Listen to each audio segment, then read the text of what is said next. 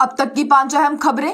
उत्तरकाशी से मुसलमानों को घर छोड़ने की धमकी देने के बाद अब हिमाचल में भी मुसलमानों को 30 दिनों में घर छोड़ देने के दिए गए बयान। उत्तराखंड के उत्तरकाशी में मुस्लिम समुदाय के लोगों को हिंदू संगठन बजरंग दल और विश्व हिंदू परिषद के कार्यकर्ताओं की तरफ से वहां से 15 जून तक भाग जाने की धमकी दी गई और उनके घरों और दुकानों को भी तोड़ा गया था, जिसके बाद कई मुसलमान लोग वहां से अपनी जान बचाने के चलते भाग गए, जिसमें भाजपा के माइनॉरिटी मोर्चा के अध्यक्ष मोहम्मद जाहिद भी शामिल थे, जो कि अपनी और अपने परिवार की जान बचाने के चलते उत्तरकाशी से भाग गए थे। वहीं अब ऐसी ही धमकी हिमाचल प्रदेश में रह रहे मुसलमानों को भी मिली है। हिमाचल प्रदेश के चंबा में हिंदू संगठन बजरंग दल ने आज जमकर विरोध प्रदर्शन निकाला और मुस्लिम समुदाय के लोगों को धमकी देकर कहा कि वो 30 दिन के अंदर पूरा हिमाचल प्रदेश खाली करके वहां से भाग जाएं।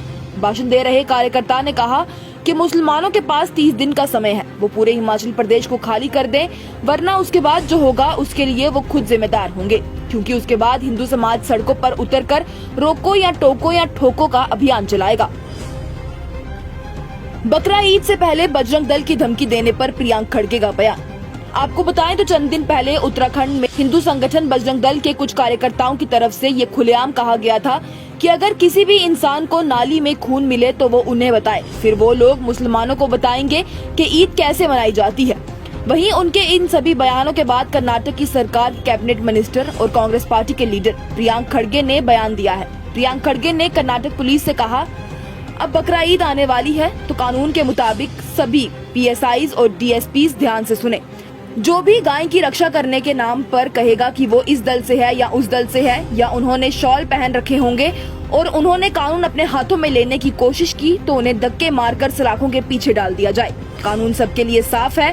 उन्होंने पुलिस कर्मियों से कहा कि क्या आप अपना काम उन गोरक्षकों को देकर थाने में बैठेंगे।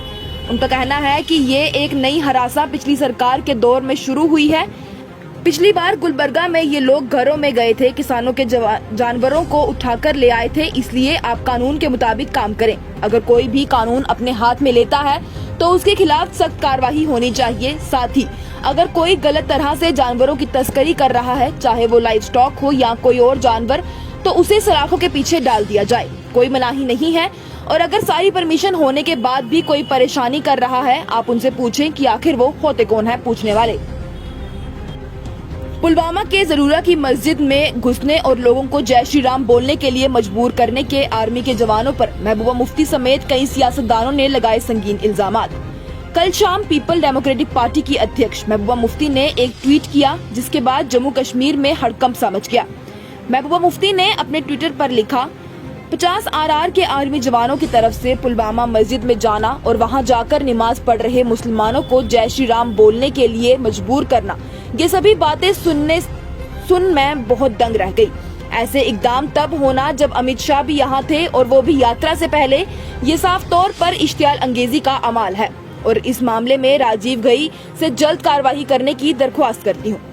महबूबा मुफ्ती के इस ट्वीट के बाद ही बाकी सियासतदानों ने भी इस मामले में ट्वीट करना शुरू कर दिया, जिसमें डेमोक्रेटिक प्रोग्रेसिव आजाद पार्टी के chairman Ghulam Nabi Azad, chief spokesperson Salman Nizami, national conference के नायब सदर उमर अब्दुल्ला, पीपल्स कॉन्फ्रेंस के लीडर सजाद लोन का नाम शामिल है।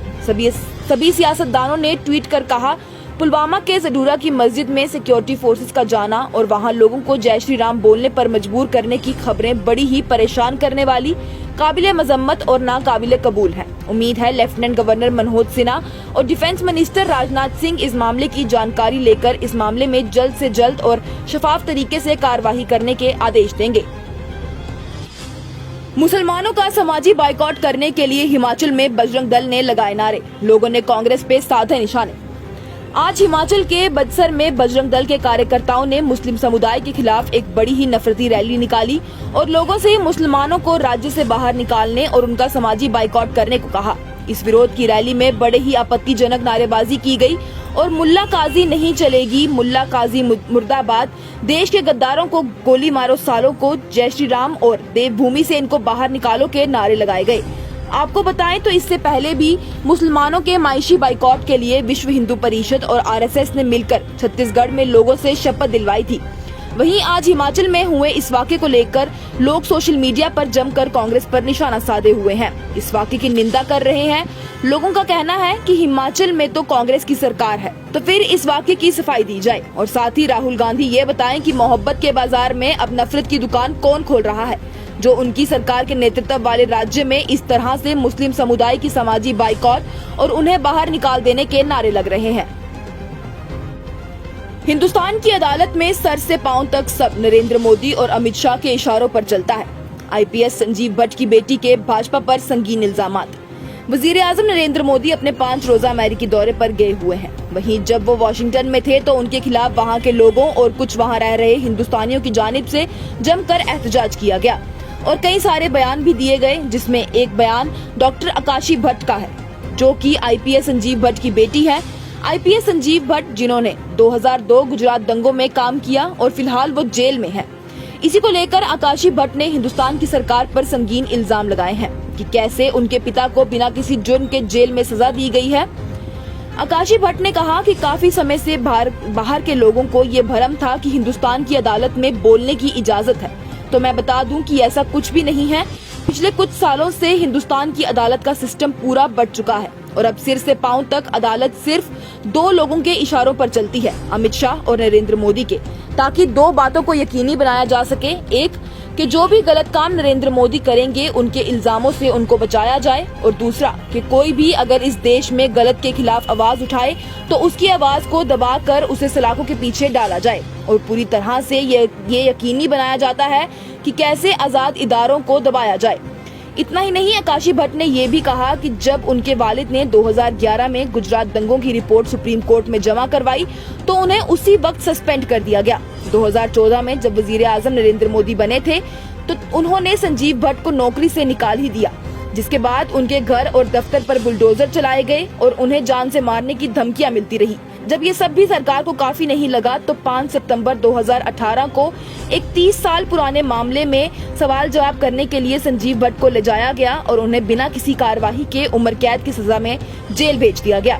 और आज तक वो सिर्फ झूठ के और सियासी दबाव के सामने ना झुकने और 2002 दंगों के मुतासिरीन के हक के लिए लड़ने की सजा भुगत रहे हैं। ये थी अब तक की 5 अहम खबरें। लेटेस्ट अपडेट्स के लिए देखते रहिए न्यूज इनसाइडर 24/7।